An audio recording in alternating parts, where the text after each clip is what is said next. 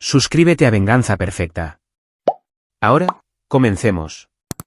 El calor del verano presionaba sobre el pequeño pueblo de Sierra de Plata, en el estado de Chihuahua, como una manta pesada.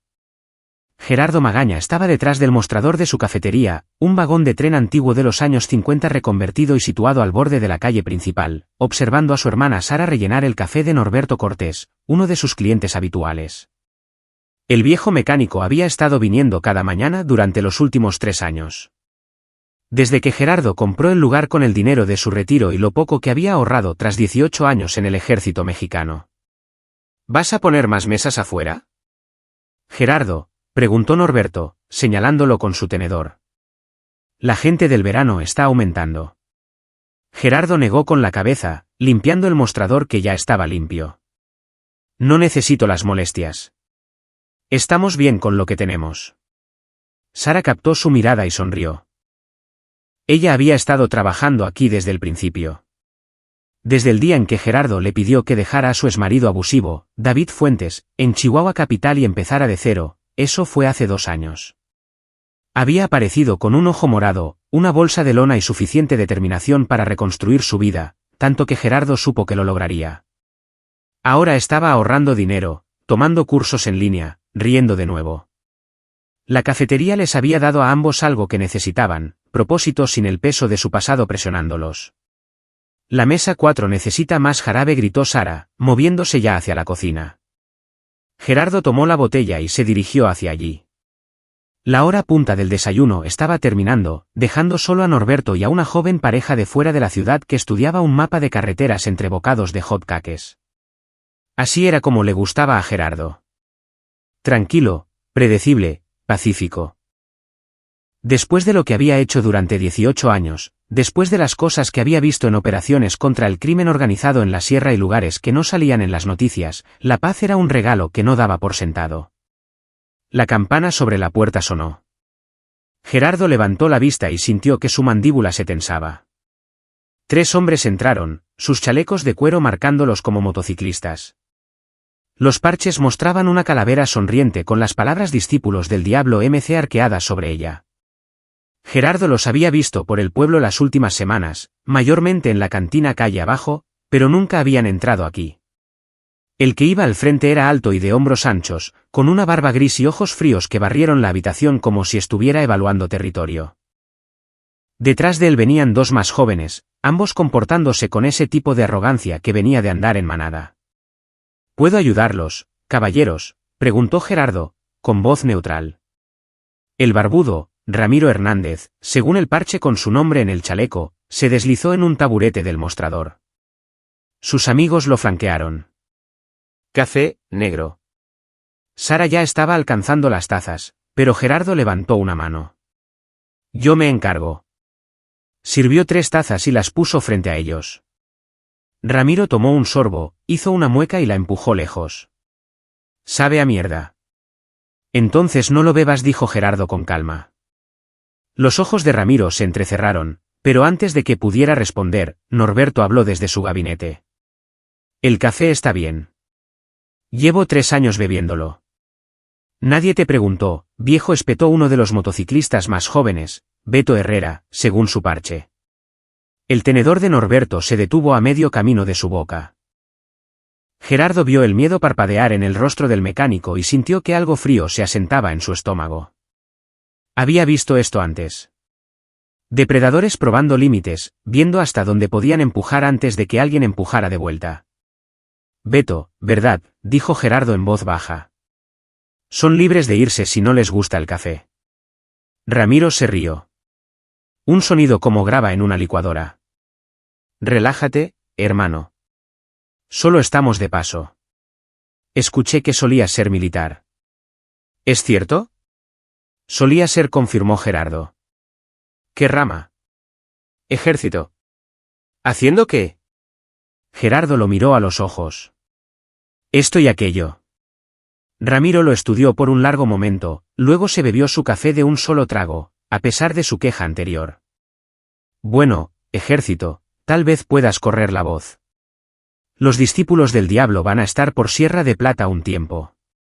Compramos la vieja propiedad Moreno junto al lago. Vamos a convertirla en nuestra casa club. Dejó un billete de 20 pesos en el mostrador, la mitad de lo que costaba el café. Nos gusta ser amigables con los lugareños. Mientras los lugareños sigan siendo amigables con nosotros. Se fueron sin decir otra palabra. Gerardo los vio subirse a sus motos. 3 Harley Davidsons que rugieron a la vida y retumbaron por la calle principal. Sara se acercó a su lado, con los brazos cruzados. No me gustan, dijo ella en voz baja. A mí tampoco, respondió Gerardo. Pero no han hecho nada todavía. Todavía, repitió Sara.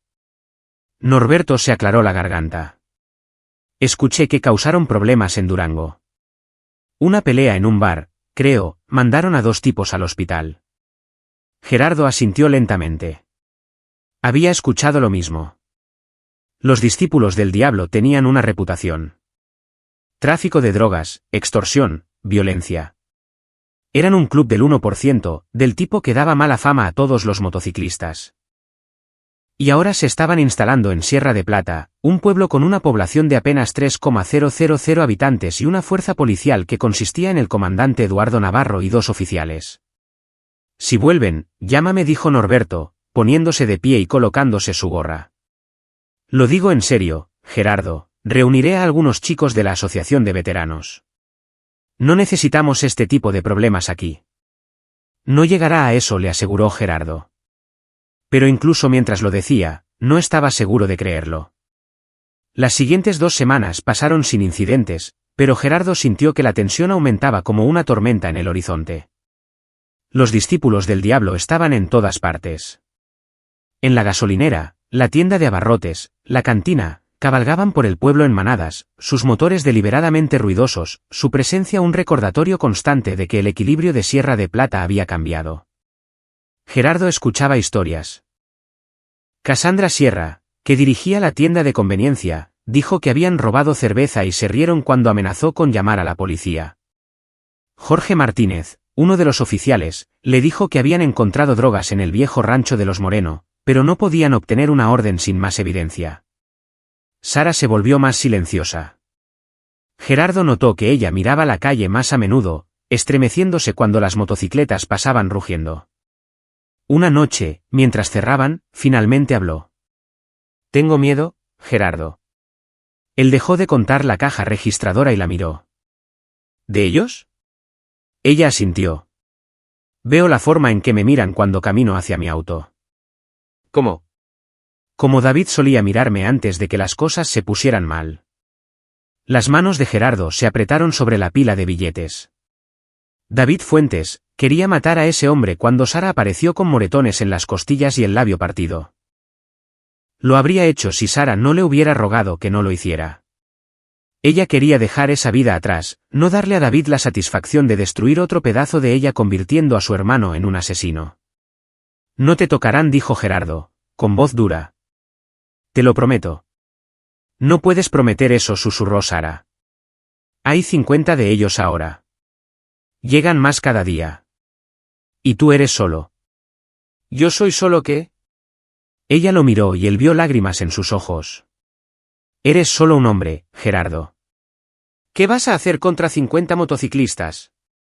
Él quería decirle la verdad. Que no era solo un hombre, que había sido el sargento segundo Gerardo Magaña, del Cuerpo de Fuerzas Especiales, GAFE, que había pasado 5 años como instructor de combate cuerpo a cuerpo en el campo militar, enseñando a soldados cómo matar eficientemente con sus propias manos. Quería contarle sobre las veces que había despejado casas de seguridad llenas de sicarios, sobre la noche en la sierra cuando su equipo fue emboscado y luchó contra 8 pistoleros con nada más que un cuchillo y su entrenamiento. Pero dejó a ese hombre atrás cuando compró esta cafetería. Lo había enterrado profundamente, prometiéndose a sí mismo que nunca lo volvería a desenterrar. No va a pasar nada, dijo en su lugar. Confía en mí. Pero 3 días después, todo cambió. Era un viernes por la noche, el momento más concurrido de la cafetería. Sara se encargaba del comedor mientras Gerardo manejaba la plancha, volteando hamburguesas y gritando órdenes. Tenían quizás 15 clientes, familias, parejas, algunos comensales solitarios leyendo el periódico. La tarde de verano se estaba refrescando y a través de las ventanas abiertas, Gerardo podía escuchar a los niños jugando en la plaza al otro lado de la calle. Entonces escuchó las motocicletas, no solo 3 o 4 esta vez. El sonido era como un trueno, una ola rodante que se hacía más y más fuerte hasta que pareció que estaba sacudiendo las paredes. Gerardo levantó la vista de la plancha y los vio entrando al estacionamiento. 20, 30, 40 motos, tal vez más. Llenaron cada espacio, se derramaron hacia la calle, sus jinetes desmontando y convergiendo en la entrada de la cafetería como una marea de cuero negro. La puerta se abrió. Ramiro Hernández entró primero, seguido por Beto Herrera y otro hombre que Gerardo no reconoció. Un motociclista corpulento con una cara llena de cicatrices y ojos muertos. Detrás de ellos venían más y más hasta que la cafetería estuvo repleta de discípulos del diablo. Llenaron los gabinetes, se amontonaron alrededor del mostrador, se apoyaron contra las paredes. Las familias y parejas parecían aterrorizadas. Un padre agarró a su pequeña hija y se apresuró hacia la puerta, pero 2 motociclistas le bloquearon el camino, sonriendo. ¿A dónde vas?, preguntó uno. La fiesta apenas comienza. Déjenlos irse, dijo Gerardo, su voz cortando a través del ruido. Todos se giraron para mirarlo. Cualquiera que quiera irse, déjenlo irse ahora. Ramiro lo estudió por un momento, luego se encogió de hombros. Claro, ejército. No somos monstruos. Hizo un gesto hacia la puerta. ¿Algún civil quiere irse? Vayan. Solo queremos disfrutar de este fino establecimiento.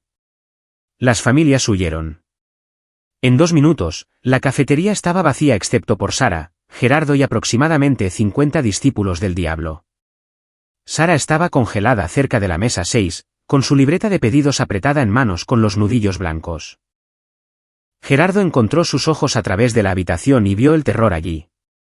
Y algo dentro de él, algo que había mantenido encerrado durante 3 años, comenzó a despertar. Ahora bien, dijo Ramiro, acomodándose en un taburete. Tenemos hambre. Empieza a cocinar, ejército. Queremos cortes, huevos, hamburguesas, papas fritas, todo lo que tengas. Y tráenos algunas cervezas. No sirvo alcohol, dijo Gerardo. Entonces proveeremos el nuestro. Ramiro asintió a Beto, quien salió y regresó con varias cajas de cerveza. Las abrieron, pasando botellas, su risa haciéndose más fuerte. ¿Cocer? Gerardo miró a Sara. Ahora ella se movía rápidamente, deslizándose entre los motociclistas que deliberadamente no se apartaban de su camino, obligándola a apretarse entre ellos. Gerardo la siguió, su mente ya trabajando a través de la situación. 50 hombres, todos ellos criminales violentos. Sin estrategia de salida clara. El teléfono estaba detrás del mostrador. Tal vez podría alcanzarlo, llamar a Jorge, pero los oficiales tardarían 15 minutos en llegar aquí. Y eso sí es que venían. Estas no eran probabilidades que alguien cuerdo tomaría. Pero Gerardo nunca había afirmado estar cuerdo. En la cocina, Sara le agarró el brazo. ¿Qué vamos a hacer? Cocinar, dijo Gerardo. Haz exactamente lo que digan. Mantén la cabeza baja. Gerardo. Confía en mí, dijo él y le apretó la mano. Cocinaron. Durante los siguientes 30 minutos, trabajaron en la plancha y la freidora, produciendo plato tras plato de comida que los motociclistas devoraban como langostas. Eran ruidosos, groseros, rompiendo platos y derramando cerveza en los pisos que Gerardo había trapeado esa tarde. Ramiro presidía desde su taburete, contando historias sobre peleas que habían ganado, gente a la que habían lastimado, crímenes con los que se habían salido con la suya. El motociclista de la cicatriz, Tiburcio el tiburón bravo, Gerardo escuchó a alguien llamarlo, seguía observando a Sara con ojos que hacían que a Gerardo se le erizara la piel. Entonces Sara llevó una bandeja de hamburguesas a la mesa 8, y Tiburcio la agarró de la muñeca. Oye, muñeca, dijo, su aliento apestando a cerveza. ¿Por qué no te sientas? Descansa un poco. Estoy trabajando, dijo Sara, tratando de alejarse. Su agarre se apretó. Estoy diciendo que deberías sentarte. Suéltala, dijo Gerardo desde detrás del mostrador. Tiburcio levantó la vista, sonriendo. ¿O qué, ejército? ¿Vas a obligarme? Gerardo comenzó a caminar hacia ellos. Varios motociclistas se pusieron de pie, bloqueando su camino. Ramiro levantó una mano. Tranquilos todos. Esta es una reunión amistosa. Miró a Tiburcio. Deja ir a la chica. Estamos aquí por la comida, no por el servicio. Tiburcio soltó la muñeca de Sara, pero no sin antes pasar su pulgar por la palma de su mano de una manera que la hizo estremecerse. Ella se apresuró a volver a la cocina, y Gerardo se obligó a regresar al mostrador. Su corazón latía con fuerza, pero sus manos estaban firmes. Los viejos instintos estaban inundando de vuelta. Evaluación de amenazas, priorización de objetivos, conciencia del campo de batalla. Estaba catalogando todo. ¿Cuántos hombres estaban armados? Probablemente la mayoría. ¿Quiénes parecían entrenados? Un puñado a lo mucho. ¿Dónde estaban las salidas? Puerta principal, puerta trasera, a través de las ventanas de la cocina. ¿Qué armas había disponibles? Cuchillos en la cocina, un bate de béisbol debajo del mostrador, sus propias manos. Pasaron otros 20 minutos. Los motociclistas se ponían más borrachos y ruidosos. Gerardo vio a Sara llevando más platos afuera, vio la forma en que la miraban, escuchó sus comentarios groseros. Ella mantenía la mirada baja, seguía moviéndose, pero él podía ver sus manos temblando. Entonces Tiburcio se puso de pie cuando ella pasó y le dio una nalgada. Sara dejó caer los platos. Se hicieron añicos en el suelo. Ella se dio la vuelta, con el rostro enrojecido por la humillación y la rabia, y abofeteó a Tiburcio en la cara. La cafetería se quedó en silencio. Tiburcio se tocó la mejilla, su expresión oscureciéndose. Luego se lanzó hacia adelante y agarró a Sara por la garganta, estrellándola contra la pared. Ella jadeó, arañando sus manos. «Perra», gruñó Tiburcio. «Nadie me golpea». «Nadie». Gerardo se estaba moviendo antes de darse cuenta. Saltó sobre el mostrador, cruzó la habitación en 3 zancadas y hundió su puño en el riñón de Tiburcio con fuerza suficiente para derribar a la mayoría de los hombres. Tiburcio gruñó y soltó a Sara, quien se desplomó en el suelo, jadeando. Los motociclistas gritaban, poniéndose de pie, buscando armas. Gerardo se interpuso entre ellos y su hermana, todo su cuerpo enroscado como un resorte. Ramiro Hernández se levantó lentamente de su taburete. La habitación se cayó de nuevo. Caminó hacia allí, sus botas crujiendo sobre los platos rotos, y miró a Sara, luego a Gerardo. «Bueno, ejército», dijo suavemente. «Parece que tenemos una situación». «Llévate a tus muchachos y lárgate», dijo Gerardo. «Ahora mismo, mientras todavía puedes». Ramiro rió. Ese sonido de grava en una licuadora. Y varios motociclistas se unieron. «¿O qué? ¿Vas a enfrentarnos a todos?» Se acercó más. Lo suficientemente cerca para que Gerardo pudiera oler la cerveza en su aliento. «¿Qué vas a hacer, viejo?»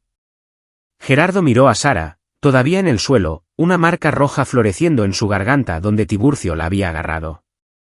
Miró a los motociclistas, los 50, abarrotando su cafetería, destruyendo su paz, lastimando a su familia. Pensó en David Fuentes y en cada otro hombre que alguna vez había lastimado a alguien más débil.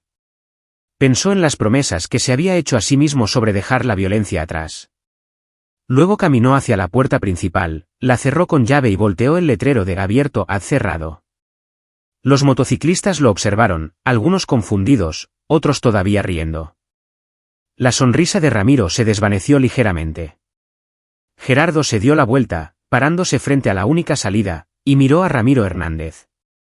«No estoy encerrado aquí con ustedes», dijo en voz baja. «Ustedes están encerrados aquí conmigo». Por solo un momento, un breve y hermoso momento, Gerardo vio el entendimiento amanecer en los ojos de Ramiro. Lo vio darse cuenta de que había cometido un error terrible y fatal. Entonces Gerardo se movió. Había aprendido combate cuerpo a cuerpo del sargento mayor Guillermo Chan, quien lo había aprendido de instructores israelíes de Krav Maga, quienes lo habían aprendido de la experiencia real de combate luchando contra enemigos que querían matarlos. El primer principio, no hay reglas en una pelea real. El segundo principio, termínala lo más rápido posible. El tercer principio: si vas a pelear, pelea para ganar. Gerardo golpeó a Ramiro primero. No un golpe de película en la mandíbula, sino un golpe de palma en la nariz que envió cartílago y fragmentos de hueso a su cavidad nasal. Ramiro cayó pesadamente, rociando sangre, y no se levantó. Antes de que alguien pudiera reaccionar, Gerardo había agarrado a Beto Herrera por el cuello, hundió su rodilla en la ingle del hombre, y cuando Beto se dobló, bajó su codo sobre la parte posterior de su cráneo. 2 caídos. La cafetería estalló en caos. Los motociclistas se abalanzaron hacia él desde todos lados, gritando y lanzando golpes. Gerardo se movió como el agua, dejando que su entrenamiento tomara el control. Un motociclista se le vino encima con una botella de cerveza. Gerardo esquivó, atrapó la muñeca del hombre, torció hasta que escuchó huesos romperse y clavó la botella rota en el hombro de otro atacante. Alguien lo agarró por detrás en un abrazo de oso. Gerardo dejó caer su peso, clavó su talón en el empeine del hombre, luego lanzó su cabeza hacia atrás contra la cara del hombre. El agarre se aflojó. Gerardo giró, entregó un golpe con el canto de la mano a la garganta, vio al motociclista colapsar, agarrándose su laringe aplastada. 6 caídos. Una silla voló hacia su cabeza. Gerardo se agachó, sintió que pasaba silbando, la escuchó estrellarse contra otro motociclista. ¿Bien? Que se lastimen entre ellos. Agarró una mesa, la volcó sobre su lado, la usó como escudo para empujar hacia adelante en la masa de cuerpos. Alguien lo atacó con un cuchillo. Gerardo atrapó la muñeca, torció el brazo detrás de la espalda del atacante hasta que el hombro se dislocó, tomó el cuchillo y lo clavó en la mesa de madera. Que vean que no necesitaba armas. 10 caídos. Venían más de los gabinetes, del baño, de afuera. Se habían dado cuenta de que esto no era solo una pelea. Esto era una masacre. Pero seguían viniendo de todos modos porque eso es lo que hacían los animales de manada.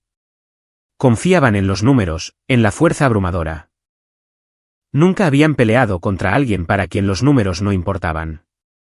Gerardo había despejado casas de seguridad con 4 operadores contra 20 sicarios.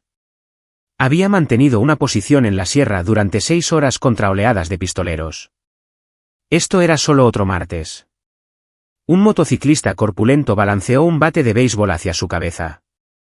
Gerardo se lanzó dentro del arco del golpe, recibió el impacto en su hombro, se magullaría, podría romperse, pero los huesos podían ignorarse y clavó sus dedos en los ojos del motociclista.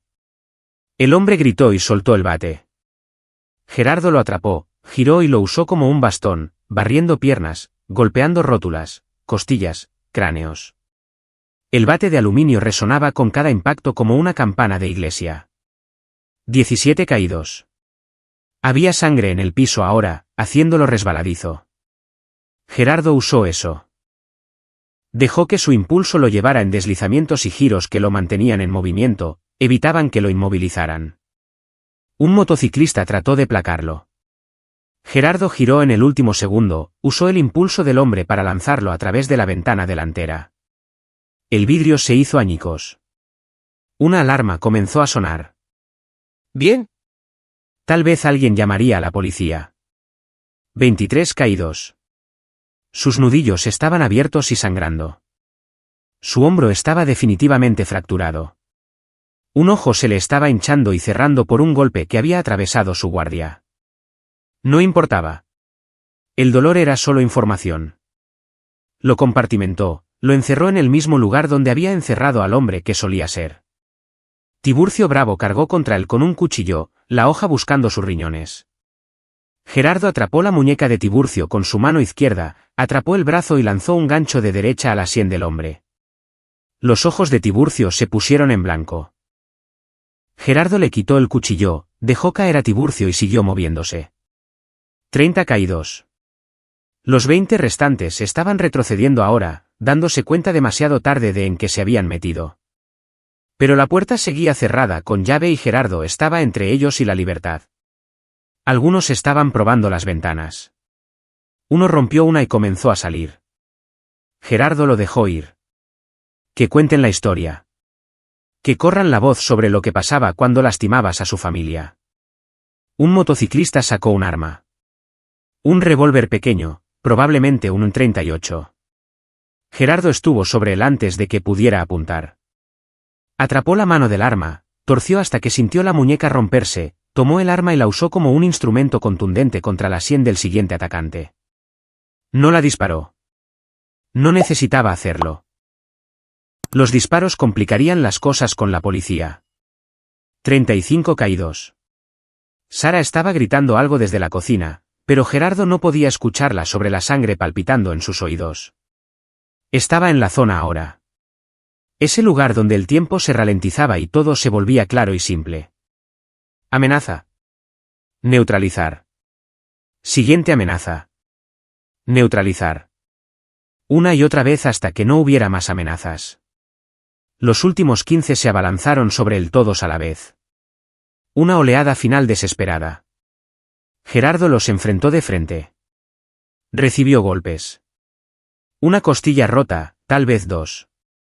Un corte sobre su ceja que enviaba sangre fluyendo a sus ojos. Pero devolvió más de lo que recibió. Codos, rodillas, cabezazos, lanzamientos. Usó sus propios cuerpos como armas, estrellándolos unos contra otros, contra mesas, contra paredes. La cafetería era un desastre ahora. Muebles destruidos, sangre por todas partes, los ventiladores de techo girando perezosamente sobre todo ello, indiferentes a la carnicería de abajo. Y entonces, de repente, terminó. Gerardo estaba de pie en el centro de la cafetería, rodeado de cuerpos rotos. Algunos estaban inconscientes, algunos gemían, agarrándose huesos rotos y heridas sangrantes. Unos pocos habían logrado salir por las ventanas. Ninguno estaba de pie. Miró sus manos, sangrientas, hinchadas, temblando por la adrenalina. El viejo hombre había vuelto. El que intentó enterrar. El que sabía cómo sobrevivir cuando la supervivencia significaba violencia. Sara salió de la cocina, su teléfono en la mano. Llamé al 911, susurró. Gerardo, ¿qué hiciste? ¿Qué? Tenía que hacerlo, dijo él. Y entonces la adrenalina se desplomó y se sentó pesadamente en el suelo. Se sentaron juntos en los escombros, Sara llorando en silencio, Gerardo mirando a la nada hasta que las primeras sirenas de policía aullaron en la distancia. Jorge Martínez llegaría en exactamente 12 minutos, su arma de servicio desenfundada, esperando una situación de rehenes o una masacre. Lo que encontraría en su lugar eran 50 motociclistas derribados y a Gerardo Magaña sentado en medio de ellos, con sangre goteando de sus nudillos abiertos al suelo mientras el ventilador de techo giraba lentamente sobre su cabeza. Lo único que se movía en la cafetería de Sierra de Plata era el ventilador de techo. El oficial Jorge Martínez había estado en la fuerza durante 6 años. Y en esos 6 años, había respondido a exactamente 2 crímenes violentos, ambos peleas de cantina que terminaron antes de que él llegara. Nada lo había preparado para lo que vio cuando él y la oficial Melania Cruz llegaron a la cafetería de Sierra de Plata con las luces parpadeando y las armas desenfundadas. La ventana delantera estaba destrozada. Sangre manchaba el vidrio. Las motocicletas estaban abandonadas en el estacionamiento como un cementerio de acero. A través de la ventana rota, Jorge podía ver cuerpos. Montones de ellos. Jesucristo, respiró Melania a su lado. Pide refuerzos. Todos. Paramédicos, policía estatal, todos. Jorge ya estaba en la radio, su voz temblando mientras solicitaba asistencia. Se acercaron con cuidado, cubriéndose mutuamente, sin estar seguros de lo que encontrarían dentro. ¿Un tiroteo masivo? ¿Una granada? ¿Algún tipo de guerra de narcos? Lo que encontraron fue a Gerardo Magaña sentado con las piernas cruzadas en el suelo, su hermana Sara a su lado con los brazos alrededor de él. Rodeándolos estaban 50 miembros de los discípulos del diablo en varios estados de conciencia y lesiones. Jorge vio huesos rotos, sangre, hombres inconscientes y, en el centro de todo, a Gerardo, golpeado y ensangrentado, pero muy vivo. No se muevan, gritó Jorge, su arma apuntando a Gerardo. Gerardo levantó la vista lentamente. Su ojo izquierdo estaba hinchado y cerrado. Sangre goteaba de un corte sobre su ceja y sus manos parecían carne molida. Pero su voz estaba tranquila cuando habló. No voy a ninguna parte, Jorge. ¿Qué demonios pasó aquí? Sara respondió, su voz ronca. Nos atacaron. 50 de ellos. ¿Eh? Él me protegió. Jorge miró la carnicería a su alrededor. 50 hombres. Un Gerardo Magaña. Era imposible. Tenía que ser imposible.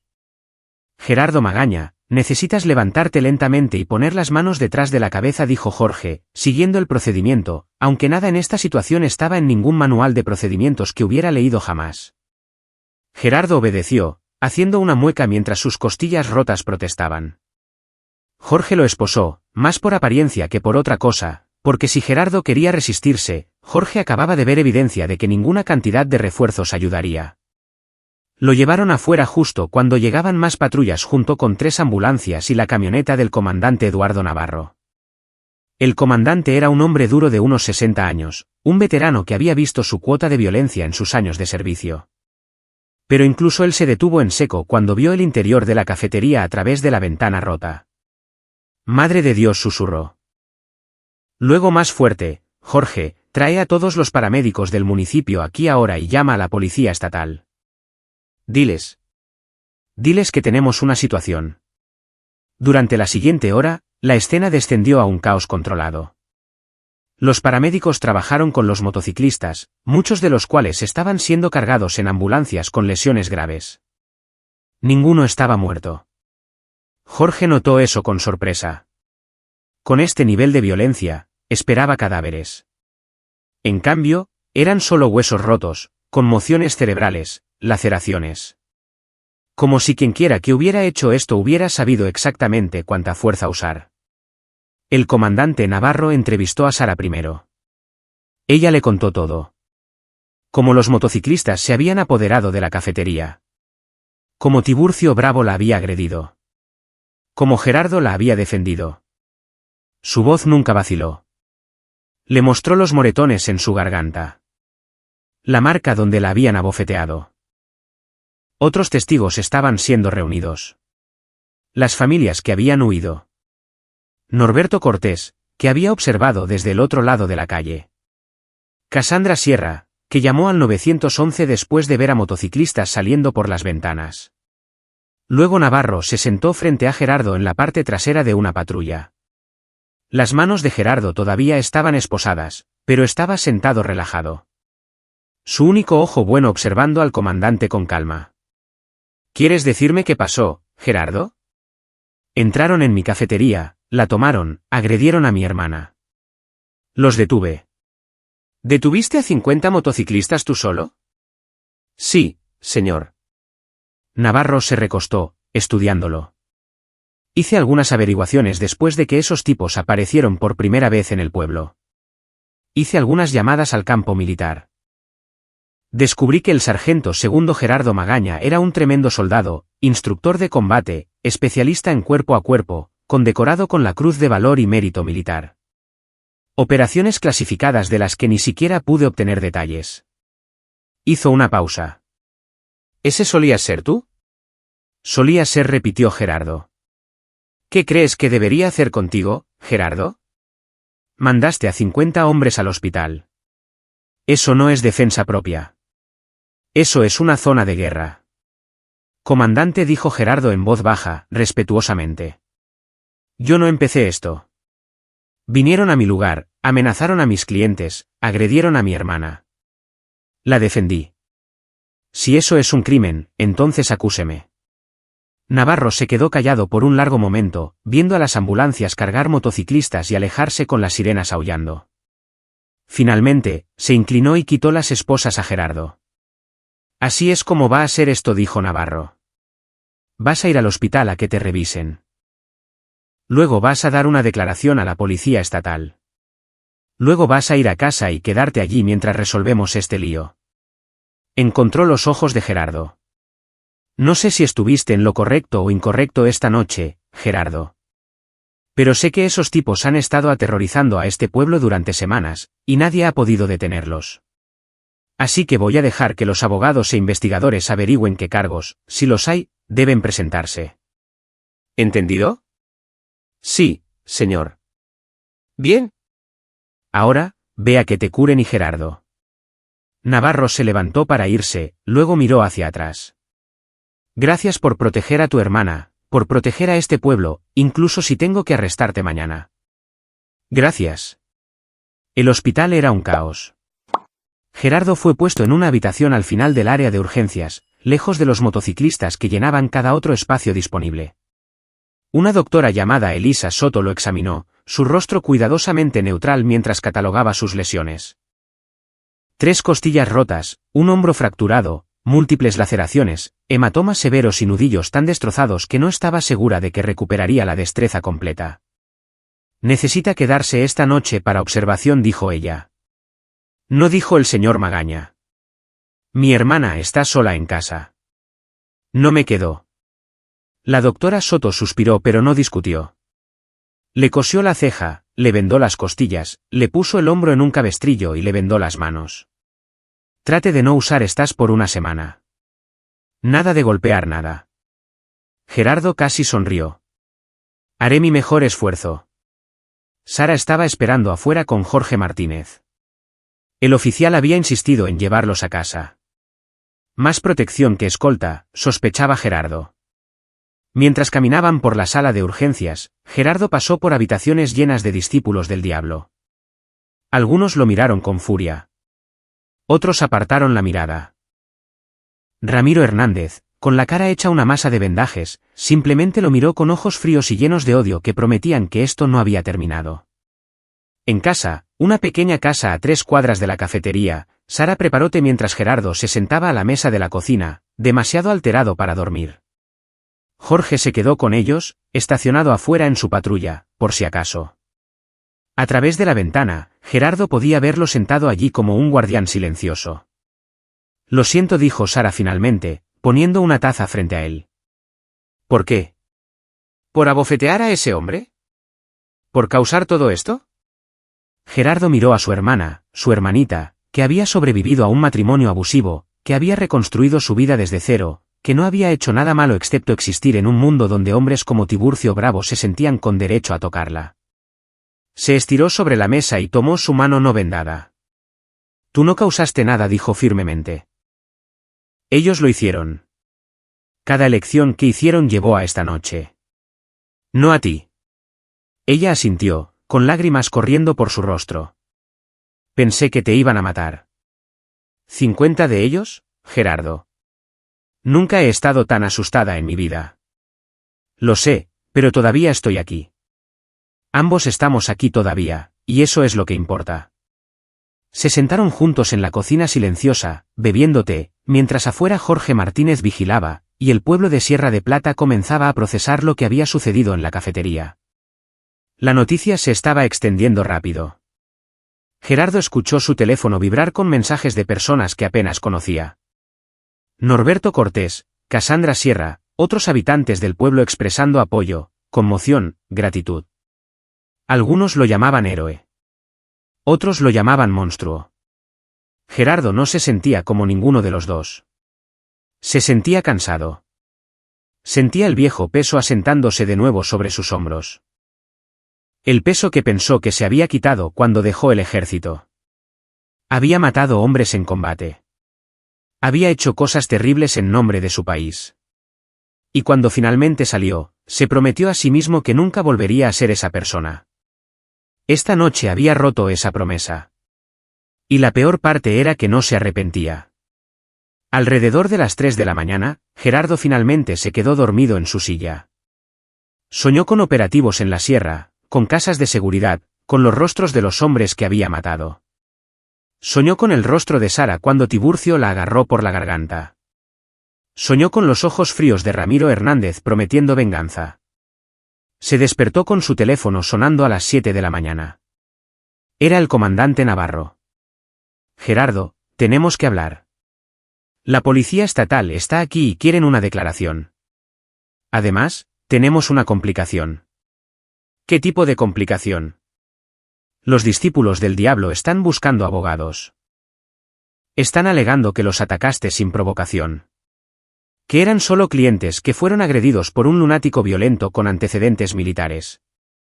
Ya tienen a un abogado estrella llamado Camilo Beltrán de Chihuahua capital hablando de presentar cargos.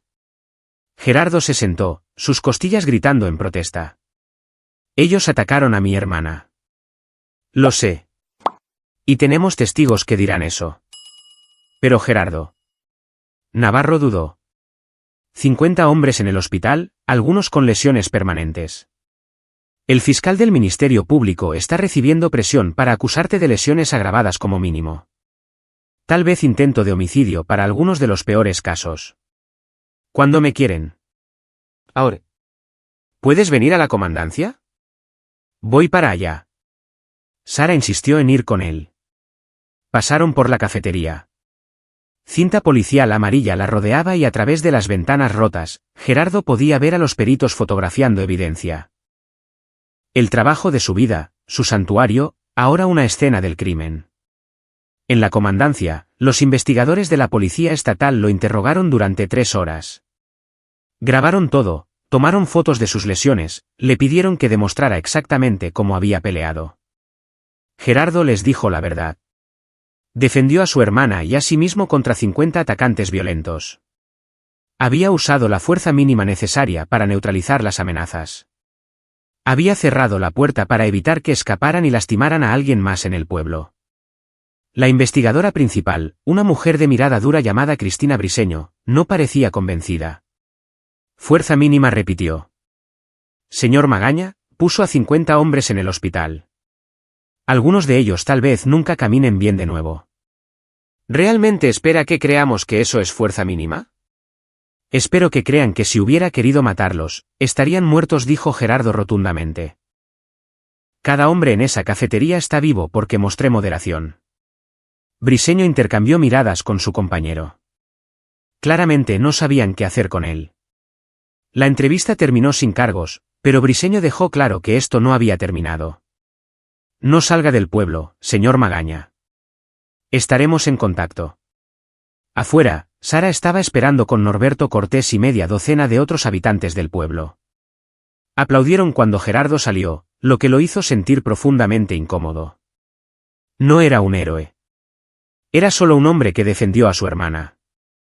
El Consejo Municipal quiere reunirse contigo, dijo Norberto. Están hablando de darte algún tipo de reconocimiento. No quiero un reconocimiento. Quiero que esto desaparezca. No va a desaparecer, hijo, dijo Norberto gentilmente. Lo que hiciste anoche, eso va a resonar por mucho tiempo. Tenía razón. Durante los siguientes días, la historia explotó. Las noticias locales la recogieron primero, luego las regionales, luego las nacionales.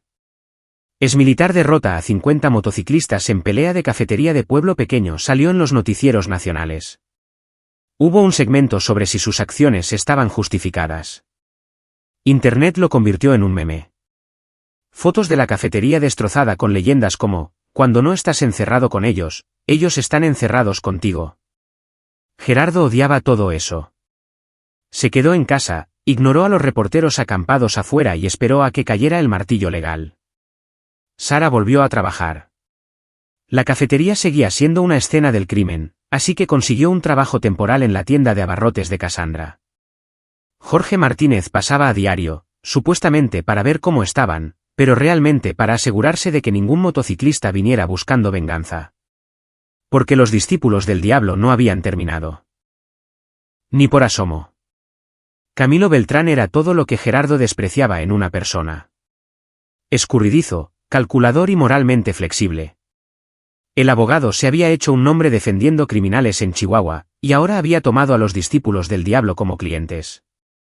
Celebró una conferencia de prensa fuera de los juzgados de Chihuahua capital, flanqueado por Ramiro Hernández, con la cara aún vendada, y varios otros motociclistas heridos en sillas de ruedas y yesos. Mis clientes son víctimas de un ataque salvaje no provocado, declaró Beltrán, su voz resonando con indignación justa. Fueron a la cafetería de Sierra de Plata por una comida y fueron brutalmente agredidos por un asesino entrenado. Gerardo Magaña es un individuo peligroso con entrenamiento de combate militar que usó fuerza letal excesiva contra civiles desarmados. Estamos presentando una demanda civil por daños e instando al fiscal a presentar cargos penales. Las cámaras se lo comieron todo. Gerardo observó desde su sala de estar, con Sara a su lado, y sintió que apretaba la mandíbula. Ramiro Hernández miró directamente a la cámara, sus ojos fríos como el invierno, y dijo, Gerardo Magaña cree que está por encima de la ley porque estuvo en el ejército. Pero no lo está. Es solo un matón que atacó a 50 personas inocentes, y va a pagar por lo que hizo. ¿Inocentes?, escupió Sara. Se llaman a sí mismos inocentes. El teléfono sonó. Era una abogada llamada Lucía Flores de la capital, una abogada de derechos civiles que había estado siguiendo el caso. Señor Magaña, me gustaría representarlo. Pro bono. Lo que esos motociclistas les hicieron a usted y a su hermana es inconcebible, y no creo que nadie deba beneficiarse de ello. Gerardo aceptó. No tenía mucha opción. Durante la siguiente semana, comenzaron las maniobras legales. Camilo Beltrán presentó una demanda de 200 millones de pesos contra Gerardo, alegando que sus clientes habían sufrido daños físicos, emocionales y financieros. El fiscal, bajo presión de Beltrán y algunos políticos estatales que eran amistosos con los clubes de motociclistas, anunció que estaba considerando seriamente cargos penales. Mientras tanto, Lucía Flores pasó a la ofensiva. Presentó una contrademanda en nombre de Gerardo y Sara, alegando agresión, privación ilegal de la libertad e imposición intencional de angustia emocional. Reunió declaraciones de cada testigo que había estado en la cafetería esa noche, obtuvo informes médicos sobre las lesiones de Sara y obtuvo registros policiales que mostraban el historial criminal de los discípulos del diablo. Esto se va a poner feo, advirtió Lucía a Gerardo durante una reunión en su oficina. Camilo Beltrán es bueno en lo que hace, y te va a pintar como un justiciero peligroso. Necesitamos estar preparados para cualquier cosa. Lo estoy, dijo Gerardo en voz baja. Pero no estaba preparado para lo que pasó después. 3 noches después de la conferencia de prensa, Gerardo se despertó con el sonido de vidrios rotos.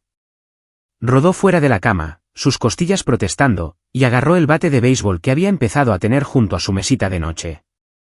Abajo, encontró la ventana de su sala destrozada y un ladrillo en medio del piso. Adjunta a él había una nota. ¿Estás muerto, ejército? Cuida tu espalda.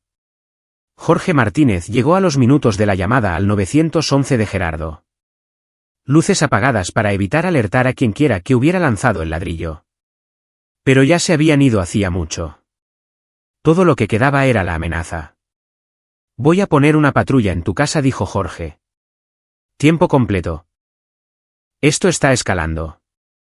No tienes el personal para eso, señaló Gerardo.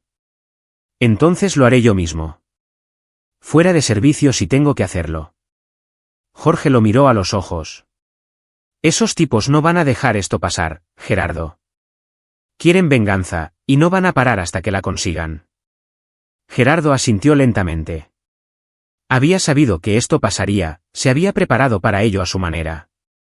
Los viejos hábitos estaban regresando, revisar líneas de visión, notar rutas de escape, dormir ligero y despertar al menor sonido. Se estaba convirtiendo en el soldado de nuevo, quisiera o no. A la mañana siguiente, Sara encontró una rata muerta clavada en la puerta trasera de la cafetería. El mensaje era claro. Sabían dónde trabajaba, dónde era vulnerable. Gerardo quería sacarla de Sierra de Plata por completo. Enviarla a algún lugar seguro, pero Sara se negó. Ya huí de David, dijo ella, con voz dura. No voy a huir de ellos. Este es mi hogar ahora, Gerardo, nuestro hogar. Y no voy a renunciar a él. Así que se quedaron, esperaron y se prepararon para el siguiente movimiento en un juego que nunca habían querido jugar. Ese movimiento llegó 2 días después. Fue mucho peor de lo que cualquiera de ellos esperaba.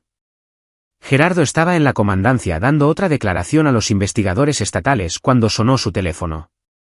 Era Cassandra Sierra y estaba gritando. Gerardo, se la llevaron.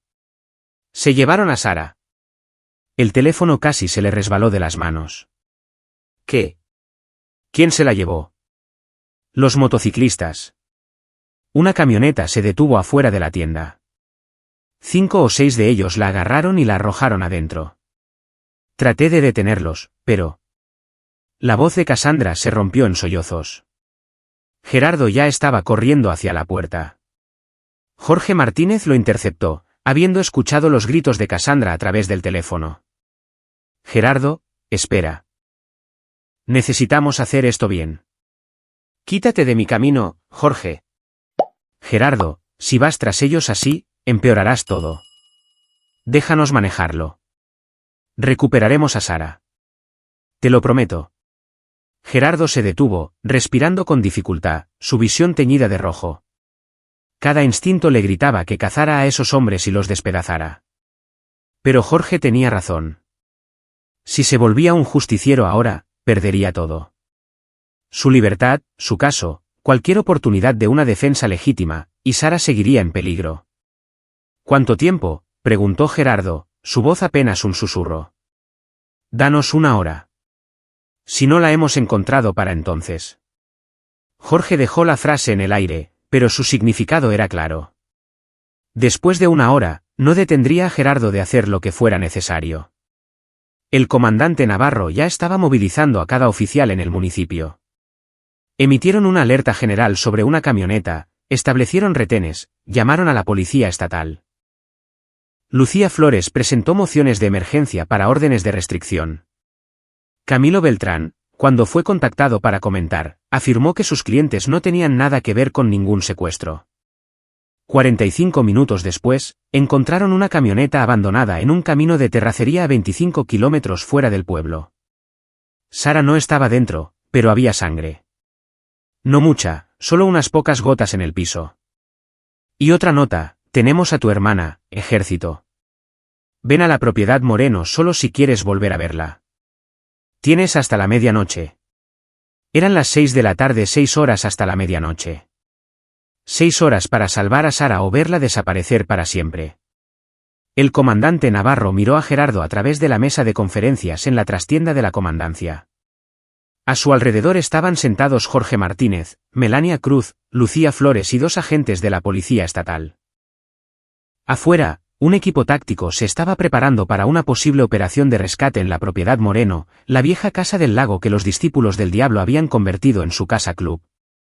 No podemos dejarte entrar allí solo, dijo Navarro. Es un suicidio. Te matarán en el momento en que cruces la puerta. Tal vez estuvo de acuerdo Gerardo. Pero si envías un equipo SWAT, matarán a Sara primero. Esta es una situación de rehenes, comandante. Conoce las estadísticas.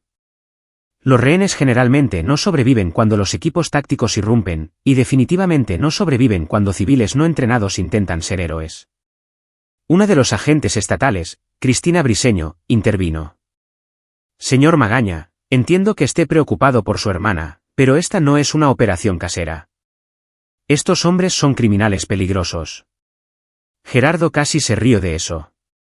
Criminales peligrosos. Él había luchado contra narcos reales, sicarios que colgaban cuerpos de puentes. Los discípulos del diablo eran matones de patio de recreo con motocicletas. Pero se guardó ese pensamiento para sí mismo. ¿Cuál es su plan entonces?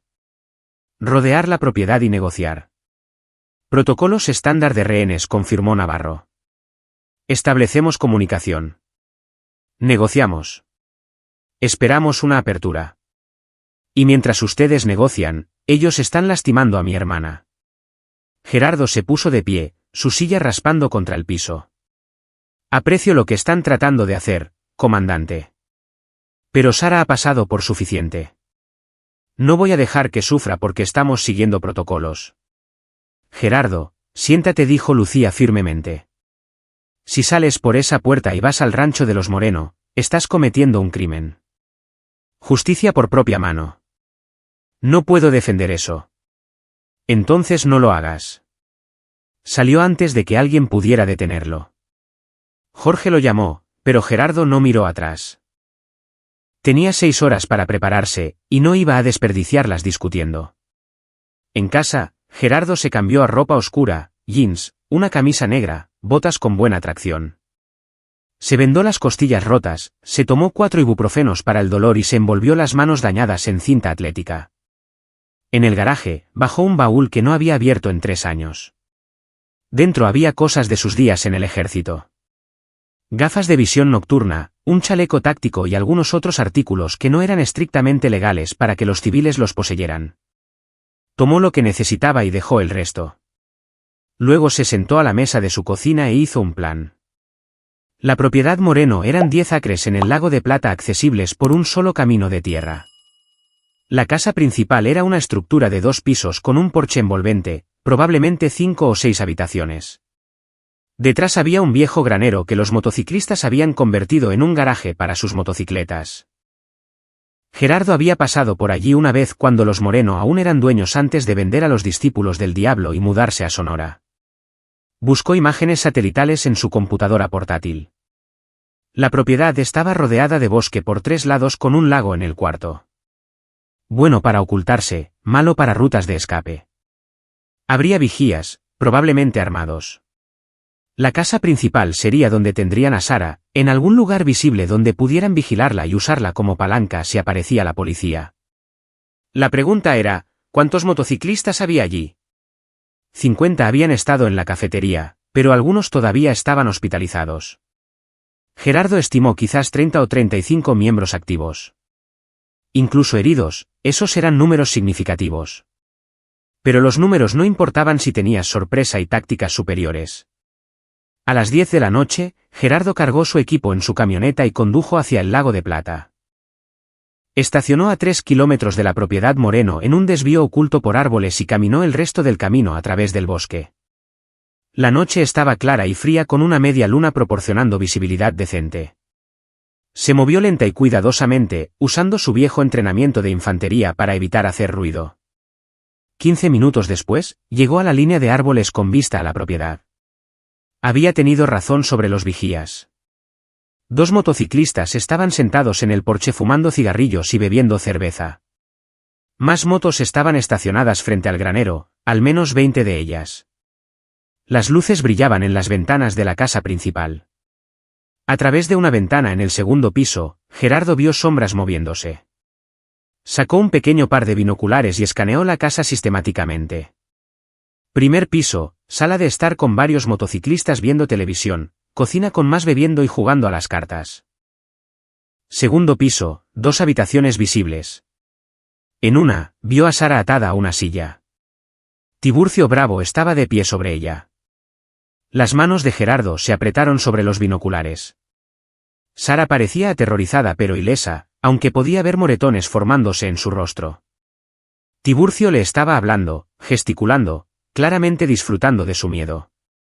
Ramiro Hernández entró en la habitación, habló con Tiburcio, luego miró por la ventana como buscando a Gerardo. Lo estaban esperando. Por supuesto que lo estaban. Todo esto era una trampa diseñada para atraerlo y terminar lo que habían comenzado en la cafetería. La única pregunta era si planeaban matarlo directamente o hacer que pareciera defensa propia. De cualquier manera, Camilo Beltrán lo tergiversaría a su favor. Gerardo revisó su reloj. 11:20 de la noche, 40 minutos hasta la medianoche. La policía estaría estableciendo un perímetro para ahora, pero se mantendrían atrás siguiendo protocolos, esperando a que él apareciera o a que los motociclistas hicieran contacto. No irrumpirían a menos que fuera absolutamente necesario, lo que significaba que Gerardo estaba solo, justo como él lo prefería. Rodeó hacia el lado del lago de la propiedad, moviéndose a través de los árboles como un fantasma. Esto era para lo que había sido entrenado. Infiltración, combate cuerpo a cuerpo, rescate de rehenes. El ejército había gastado millones de pesos convirtiéndolo en un arma. Y ahora iba a usar ese entrenamiento para la única cosa que realmente importaba, salvar a su hermana. En la orilla del agua, Gerardo hizo una pausa. La parte trasera de la casa daba al lago con una cubierta y puertas corredizas de vidrio que conducían a lo que parecía un comedor. Un motociclista hacía guardia allí, su atención centrada en su teléfono en lugar de en sus alrededores. Descuidado, arrogante, exactamente lo que Gerardo esperaba de criminales que se creían intocables. Gerardo recogió una piedra y la arrojó al agua a 10 metros de distancia. El chapoteo fue silencioso pero distinto.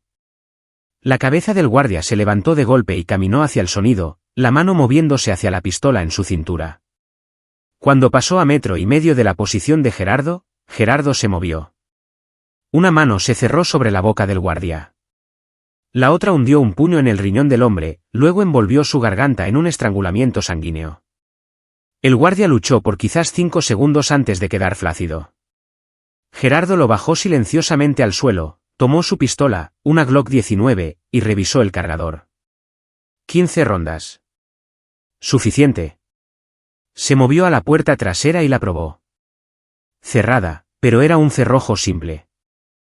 Gerardo sacó una pequeña llave de tensión y una ganzúa de su chaleco herramientas que había guardado de sus días en el ejército para situaciones exactamente como esta y la tuvo abierta en menos de un minuto. Se deslizó dentro, cerrando la puerta silenciosamente detrás de él. El comedor estaba vacío. Voces venían de la sala de estar, múltiples hombres discutiendo sobre algo. Gerardo se movió a lo largo de la pared, manteniéndose bajo, la Glock arriba y lista. Pasó por la cocina donde dos motociclistas estaban sentados en una mesa contando dinero. No lo notaron en las sombras. Una escalera conducía al segundo piso. Gerardo subió los escalones lentamente, probando cada uno en busca de crujidos, manteniendo su peso distribuido. En la cima, un pasillo se extendía a izquierda y derecha. La habitación donde había visto a Sara estaba a la derecha, segunda puerta. Entre él y esa puerta había otro guardia, Beto Herrera, con la cabeza todavía vendada de la pelea en la cafetería. Beto estaba mirando su teléfono, con auriculares puestos, completamente ajeno. Gerardo cruzó el pasillo en 3 pasos silenciosos, agarró a Beto por el cuello y lo estrelló de cara contra la pared. Beto cayó sin un sonido. Gerardo le ató las manos y los pies con cinchos de plástico, le metió una mordaza en la boca y lo arrastró a un baño. 2 caídos. En la puerta de Sara, Gerardo hizo una pausa y escuchó. La voz de Tiburcio se filtraba. Deberían haberse quedado en Chihuahua capital. Nada de esto habría pasado. Pero no, tú y tu hermano tenían que jugar al héroe. La voz de Sara, asustada pero desafiante, van a pagar por esto. Todos ustedes. Tiburcio rió. No somos nosotros los que vamos a pagar, muñeca. Tu hermano está caminando hacia una trampa. Para la medianoche, estará muerto y todos sabrán que murió atacando a personas inocentes tratando de defender su hogar. Camilo Beltrán lo tiene todo resuelto. ¿Estás loco? No, somos inteligentes. Tu hermano humilló a los discípulos del diablo. Nos hizo ver débiles. No podemos permitir eso. Así que vamos a matarlo y luego tal vez te dejemos ir si te comportas. Gerardo había escuchado suficiente. Probó la perilla de la puerta, sin seguro. Contó hasta 3, luego la pateó para abrirla y entró rápido y bajo. Tiburcio giró, buscando a tientas un arma en una mesa cercana. Gerardo le disparó 2 veces en el pecho, centro de masa, justo como le enseñaron. Tiburcio cayó pesadamente. Sara gritó a través de una mordaza. Gerardo cruzó hacia ella, le quitó la mordaza y comenzó a cortar sus cinchos con un cuchillo. Gerardo, nos vamos ahora. ¿Puedes caminar? Sí, pero... Entonces vámonos. Escuchó gritos desde abajo. Los disparos habían alertado a todos.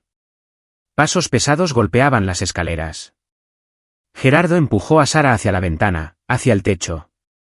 ¡Muévete! Sara salió al techo del segundo piso mientras Gerardo cubría la puerta. El primer motociclista en pasar fue un hombre que no reconoció. No importaba. Gerardo disparó una vez, dándole en la pierna, y el motociclista cayó, gritando. Otro empujó, disparando salvajemente. Gerardo se agachó, sintió las balas rasgar el aire sobre él y devolvió el fuego con disparos controlados. Uno golpeó el hombro del motociclista, haciéndolo girar. Cayó de espaldas al pasillo. A Gerardo se le acababa el tiempo. Se giró y se lanzó a través de la ventana, rodando al impacto con el techo, sus costillas rotas gritando. Sara le agarró el brazo y lo ayudó a levantarse. Abajo, los motociclistas salían de la casa, algunos con armas, todos gritando. «Salta», gritó Gerardo, tirando de Sara hacia el borde del techo sobre la cubierta. Era una caída de 4 metros al lago. No genial, pero mejor que la alternativa. Saltaron juntos. El agua fría golpeó como un martillo, sacando el aire de los pulmones de Gerardo. Sus costillas se sentían como si se estuvieran desgarrando. Salió a la superficie, agarró a Sara y comenzó a nadar hacia la orilla lejana. Detrás de ellos, los motociclistas disparaban, las balas zumbando en el agua, pero estaba oscuro y eran objetivos en movimiento. La mayoría de los disparos se desviaron. Llegaron a la línea de árboles en el lado opuesto del lago, a quizás 200 metros de la casa. Gerardo jaló a Sara hacia el bosque y corrieron. Escuchó motores rugiendo a la vida. Motocicletas probablemente, aunque algunas sonaban como camionetas. Vendrían tras ellos, cazándolos a través del bosque. No puedo seguir corriendo, jadeó Sara. Estaba temblando, mitad por frío y mitad por shock. No tenemos que hacerlo. Gerardo sacó su teléfono y marcó el 911. Cuando el operador respondió, dijo: «Soy Gerardo Magaña. Estoy en la propiedad Moreno en el Lago de Plata. Disparos efectuados. Múltiples sospechosos armados. Situación de rehenes resuelta. Envíen a todos los que tengan».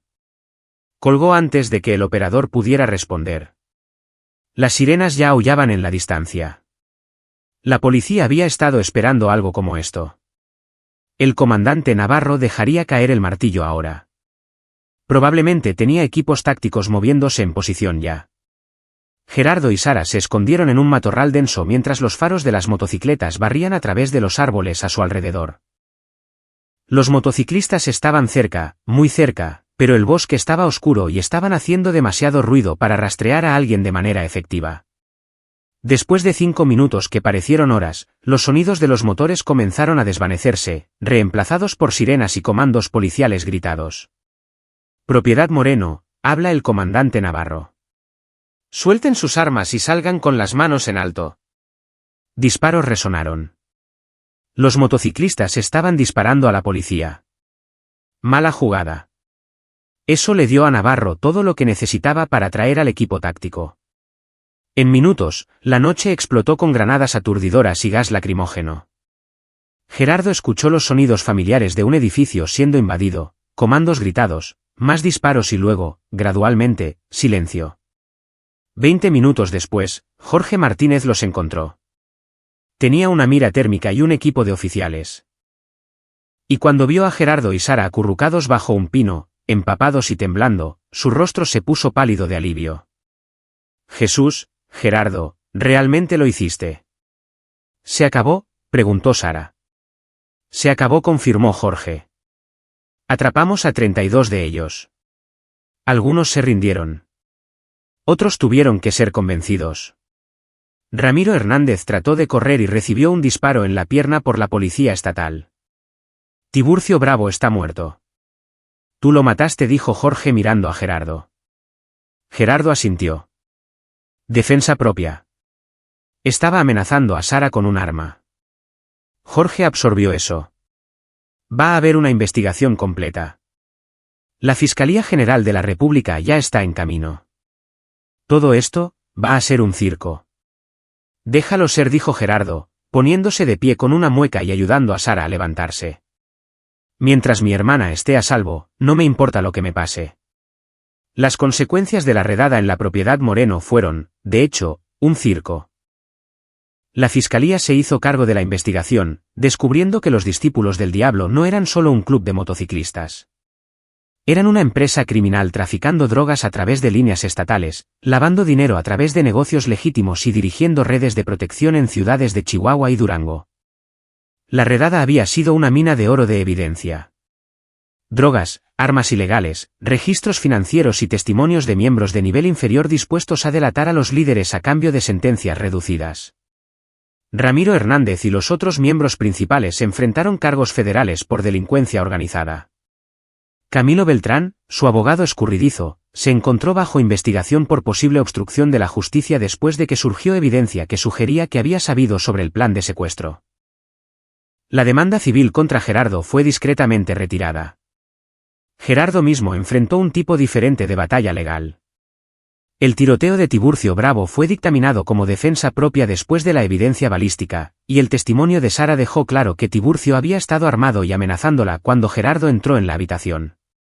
Pero todavía había preguntas sobre cómo Gerardo había entrado en la propiedad, si había actuado como un justiciero y si sus acciones habían sido justificadas o excesivas.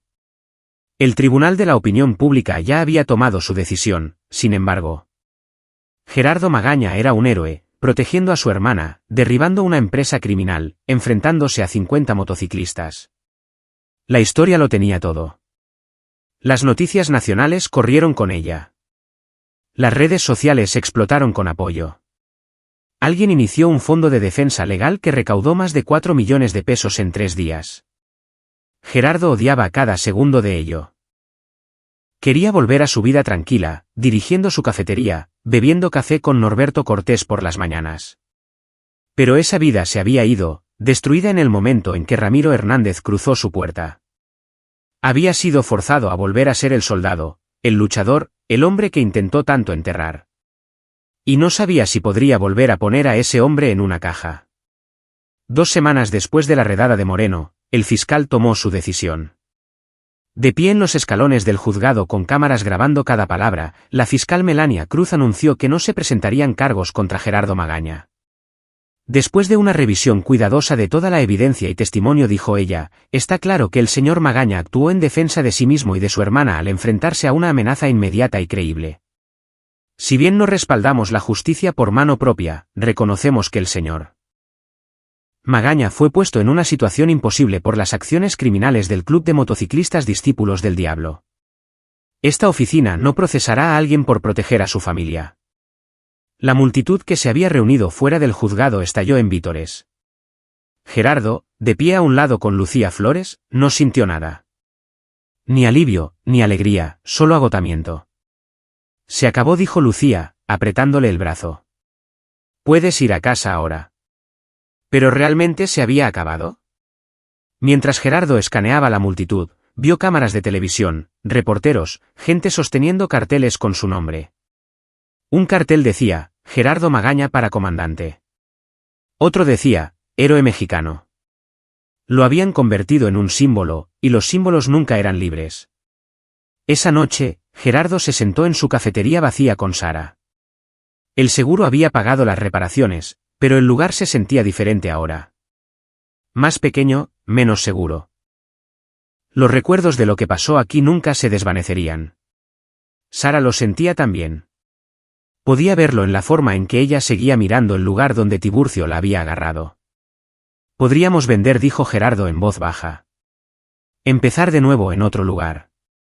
Sara se quedó callada por mucho tiempo, mirando sus manos. Luego negó con la cabeza. No, no tienen derecho a quitarnos esto. Construimos algo aquí, Gerardo. Una vida. Un hogar. Si huimos, ellos ganan. Están en prisión, Sara. Ya perdieron. ¿Lo hicieron? ¿O simplemente probamos su punto? Que la violencia es la única cosa que importa, que la persona más fuerte gana. Ella lo miró con ojos llenos de dolor y sabiduría que no había tenido antes. No quiero vivir en ese mundo, Gerardo. No quiero creer que la única forma de estar a salvo es ser más violento que todos los demás. Entonces, ¿qué quieres? Quiero reconstruir, no solo la cafetería, sino a nosotros, nuestras vidas. Quiero probar que somos más que lo que pasó aquí. Que podemos sanar, avanzar, ser algo más que víctimas o luchadores. Gerardo asintió lentamente. Ella tenía razón. Por supuesto, ella siempre tenía razón. Pero no estaba seguro de saber cómo ser algo más que lo que era. Un soldado sin guerra, un protector sin nadie a quien proteger. Ahora que la amenaza estaba neutralizada, durante los siguientes meses, reconstruyeron. La cafetería reabrió con una pequeña ceremonia a la que asistió la mayor parte de Sierra de Plata. Norberto Cortés fue el primero en la fila para el café. Jorge Martínez colgó una pequeña placa junto a la puerta, Cafetería de Sierra de Plata, donde se hacen los héroes. Gerardo intentó quitarla 3 veces antes de que Sara lo obligara a dejarla. El negocio iba mejor que nunca. La gente conducía desde pueblos vecinos solo para comer en el lugar donde había sucedido. Querían conocer a Gerardo, estrechar su mano, escuchar la historia de primera mano. Él lo odiaba pero lo soportaba porque el ingreso extra significaba que Sara finalmente podía permitirse volver a la escuela a tiempo completo. Se inscribió en un programa de enfermería en línea, estudiando hasta tarde en la noche en el mostrador mientras Gerardo limpiaba y preparaba para el día siguiente. El juicio de los discípulos del diablo se convirtió en una sensación nacional. Ramiro Hernández y 6 lugartenientes fueron condenados por todos los cargos y sentenciados a cadena perpetua en una prisión federal. Los miembros más pequeños aceptaron tratos, dando testimonio que implicaba al club en crímenes que databan de hace 15 años. El club mismo fue disuelto oficialmente y designado una organización criminal, sus activos incautados y vendidos en subasta. Gerardo no asistió a nada de eso. Había dicho todo lo que necesitaba decir en su declaración. Ver a Ramiro Hernández ser sentenciado no sanaría nada. Solo sería otro capítulo en una historia que quería cerrar. Pero el cierre no llegó fácil. 6 meses después de la pelea en la cafetería, Gerardo se despertó gritando. Sara corrió a su habitación para encontrarlo enredado en sábanas empapadas de sudor, hiperventilando. Los médicos del ejército le habían dicho que podría volver si alguna vez entraba en combate de nuevo. Habían tenido razón. Sara insistió en que viera a alguien. Gerardo se resistió hasta que ella le dio un ultimátum. Conseguir ayuda o ella se mudaría. No podía verlo destruirse a sí mismo. Dijo que había hecho eso con David y no lo haría de nuevo. Así que Gerardo comenzó a ver a la doctora Catalina Quiroz, una psicóloga en Chihuahua capital que se especializaba en veteranos de combate. 2 veces por semana, conducía 90 minutos de ida y vuelta para sentarse en su oficina y hablar sobre cosas en las que había pasado años sin pensar. Fue más difícil que cualquier pelea en la que hubiera estado. Has sido un soldado la mayor parte de tu vida adulta, le dijo la doctora Quiroz durante una sesión. Te definiste por esa identidad. Y cuando intentas dejarla atrás, las circunstancias te obligan a volver a ella. Ahora estás atrapado entre 2 mundos. El hombre que eras y el hombre que quieres ser. Ese es un lugar difícil de habitar. Entonces, ¿qué hago? Aceptas que ambos hombres eres tú. El soldado no es una persona separada que puedes encerrar. Es parte de quien eres y siempre lo será. La pregunta no es cómo enterrarlo. Es cómo integrarlo en la vida que quieres construir. Integración. Era una buena teoría, pero Gerardo no sabía cómo integrar a un hombre que había matado gente, que había luchado contra 50 motociclistas en una cafetería, que todavía se despertaba algunas noches con las manos formadas en puños, listas para golpear amenazas que no existían. Sara ayudó, sin embargo. Ella fue paciente con sus días malos, firme en los buenos, negándose a dejar que se revolcara o se retirara en sí mismo. Lo arrastró a eventos del pueblo, lo hizo participar en la comunidad.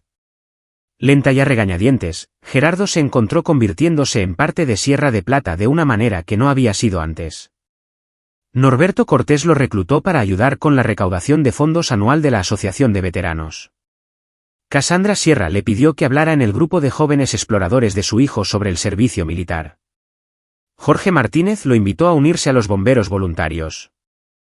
Poco a poco, Gerardo encontró nuevas formas de definirse más allá de lo que había sucedido en la cafetería. Un año después de la pelea, sucedió algo inesperado. Jorge Martínez se detuvo en la cafetería durante la hora pico de la mañana y entró con el comandante Navarro.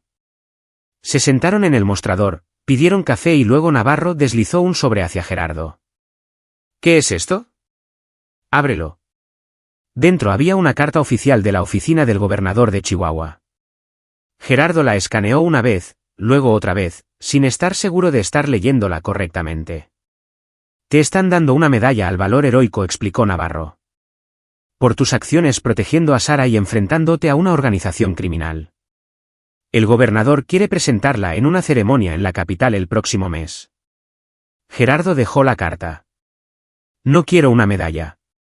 Mala suerte. Vas a recibir una de todos modos. La expresión de Navarro se suavizó. Gerardo, sé que no te ves a ti mismo como un héroe, pero este pueblo sí. Este estado sí. Lo que hiciste importó. Salvó vidas, derribó a gente mala, mostró a todos que la gente buena no tiene que ser víctima. Déjalos honrar eso. Tiene razón, agregó Jorge. Además, Sara ya confirmó asistencia para ambos. Gerardo miró a través de la ventana de la cocina donde Sara estaba volteando hot cakes, con una leve sonrisa en su rostro. Ella había estado en esto. Bien, murmuró, pero no voy a dar un discurso. Terminó dando un discurso. De pie en un escenario en Chihuahua capital frente a cámaras y dignatarios, Gerardo aceptó la medalla y dijo palabras que lo sorprendieron incluso a él mismo. No soy un héroe, comenzó, y la audiencia murmuró. Los héroes son personas que corren hacia edificios en llamas o se lanzan a ríos para salvar a extraños. Yo soy solo un hermano que protegió a su hermana. Cualquiera de ustedes habría hecho lo mismo en mi posición. El verdadero heroísmo no estuvo en la pelea. Estuvo en lo que vino después. Mi hermana Sara, que sobrevivió al asalto y secuestro y volvió más fuerte. La gente de Sierra de Plata que estuvo con nosotros cuando las cosas se pusieron difíciles.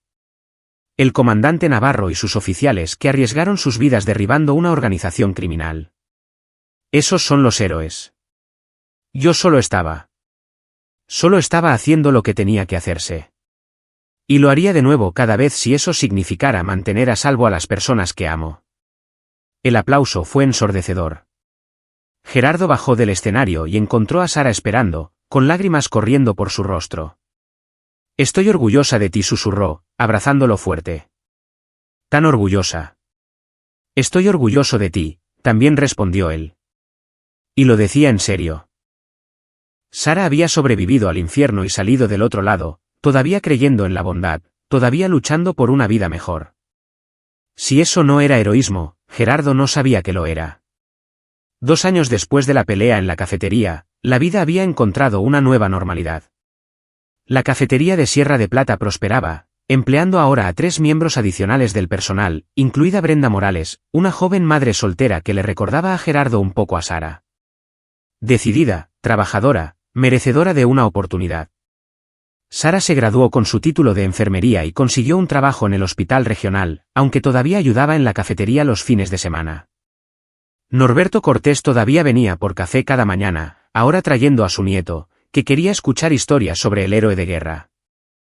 Las pesadillas de Gerardo se volvieron menos frecuentes. La terapia ayudó. También lo hizo la rutina, la comunidad, el sentido de propósito que venía de construir algo con su hermana. Nunca sería libre de su pasado. Ni de los años en el ejército ni de la pelea en la cafetería. Pero había aprendido a llevar ese pasado sin dejar que lo definiera. A veces, tarde en la noche cuando la cafetería estaba cerrada y él estaba solo con sus pensamientos, Gerardo se paraba donde todo había sucedido. Donde 50 motociclistas habían pensado que podían aterrorizar a su familia y tomar lo que no era suyo. Donde había sido forzado a convertirse en el soldado de nuevo, a usar cada terrible habilidad que había aprendido al servicio de su país. No se arrepentía. Esa era la verdad que finalmente había aceptado. Dadas las mismas circunstancias, tomaría las mismas decisiones. Cerraría esa puerta de nuevo. Pelearía de nuevo. Protegería a Sara y a todos los demás que amaba con todo lo que tenía. Al diablo con las consecuencias. Pero esperaba, profunda y sinceramente esperaba, que nunca tuviera que hacerlo. En una cálida tarde de septiembre, Gerardo estaba cerrando cuando Jorge Martínez entró. Había sido ascendido a comandante después de que Eduardo Navarro se retirara. Y llevaba la responsabilidad bien. Tengo noticias, dijo Jorge, deslizándose en un taburete. ¿Buenas o malas? Depende de tu perspectiva. Ramiro Hernández murió en prisión hace 2 días. Ataque al corazón. Gerardo absorbió eso. Esperó algo. Satisfacción, alivio, cierre. Pero todo lo que sintió fue cansancio. Buen viaje. Sí. Jorge hizo una pausa, luego sacó un trozo de papel doblado. Dejó esto. El capellán de la prisión me lo envió. Pidió que te lo diera. Gerardo desdobló el papel. Era una carta escrita a mano, la letra temblorosa. Magaña, he tenido 2 años para pensar en lo que pasó. 2 años en una celda viendo mi club destruido, mis hermanos dispersos o muertos. 2 años para darme cuenta de que la cagué esa noche en tu cafetería. Pensamos que éramos duros. Pensamos que los números y la reputación nos hacían intocables. Pensamos que podíamos tomar lo que quisiéramos. Tu cafetería, tu hermana, tu respeto. Estábamos equivocados. Nos mostraste cómo se ve la verdadera fuerza. No en números o armas o empresas criminales, sino en un hombre dispuesto a estar solo contra otros 50 para proteger a alguien que amaba. Ese es un poder que nunca entendimos. No estoy pidiendo perdón. No lo merezco. Solo digo que ahora entiendo por qué perdimos. Tú estabas luchando por algo real. Nosotros solo estábamos luchando por luchar. Tú ganaste. No solo la batalla, sino la guerra. Tu hermana está viva y bien. Tu pueblo es más seguro. Tu vida significa algo. ¿La mía? La mía terminó la noche que entré en tu cafetería. Por lo que vale, lo siento. Ramiro Hernández. Gerardo la leyó 2 veces, luego se la entregó a Jorge. El comandante la escaneó y silbó bajo. Vaya cosa. ¿Lo crees? Importa, respondió Gerardo. Está muerto. El club se ha ido. Se acabó. ¿Lo está? Preguntó Jorge en voz baja. ¿Se acabó para ti, quiero decir? Gerardo pensó en eso. ¿Se había acabado? ¿Podría alguna vez realmente acabarse cuando habías hecho las cosas que él había hecho, visto las cosas que él había visto? La pelea en la cafetería fue solo un capítulo en una larga historia de violencia que se remontaba a su primer despliegue hace 18 años. Un día esa historia terminaría, pero no hoy. Tal vez nunca. Pero también pensó en Sara a punto de comenzar su primer turno en el hospital. En el nieto de Norberto Cortés pidiendo escuchar historias. En Brenda Morales trabajando duro para darle a su hija una vida mejor. En la comunidad que había encontrado en Sierra de Plata, la gente que había estado con él cuando más los necesitaba. Sí, dijo Gerardo finalmente. Se acabó. Jorge asintió, satisfecho con esa respuesta, incluso si Gerardo no estaba completamente seguro de que fuera verdad. Se sentaron juntos en la cafetería tranquila. 2 hombres que habían visto la oscuridad y elegido enfrentarse a ella, compartiendo café mientras el sol se ponía sobre Sierra de Plata. El ventilador de techo giraba lentamente sobre ellos, el único sonido en la habitación vacía. Y afuera, el pueblo avanzaba hacia lo que viniera después, un poco más seguro porque un hombre había decidido que algunas líneas no podían cruzarse. Algunas personas no podían tener permitido lastimar a los inocentes, y algunas peleas, no importaba cuán imposibles parecieran, tenían que lucharse. La cafetería de Sierra de Plata abriría de nuevo mañana por la mañana. Norberto Cortés vendría por café. La vida continuaría. Y Gerardo Magaña, veterano gafe, instructor de combate cuerpo a cuerpo y simplemente un hombre tratando de proteger a su familia, estaría allí detrás del mostrador, listo para servir el desayuno y defender la paz en igual medida. Porque eso es lo que hacían los héroes. No los de las historias, sino los reales. Los que aparecían todos los días, hacían el trabajo, protegían lo que importaba y no pedían nada a cambio excepto la oportunidad de vivir vidas tranquilas con las personas que amaban. 50 motociclistas habían aprendido esa lección de la manera difícil y Gerardo esperaba que nadie más necesitara aprenderla de nuevo. Aquí es donde nuestra historia llega a su fin. Comparte tus pensamientos en la sección de comentarios. Gracias por tu precioso tiempo. Si disfrutaste esta historia, por favor asegúrate de suscribirte a este canal. Eso me ayudaría mucho. Haz clic en el vídeo que ves en la pantalla y te veré.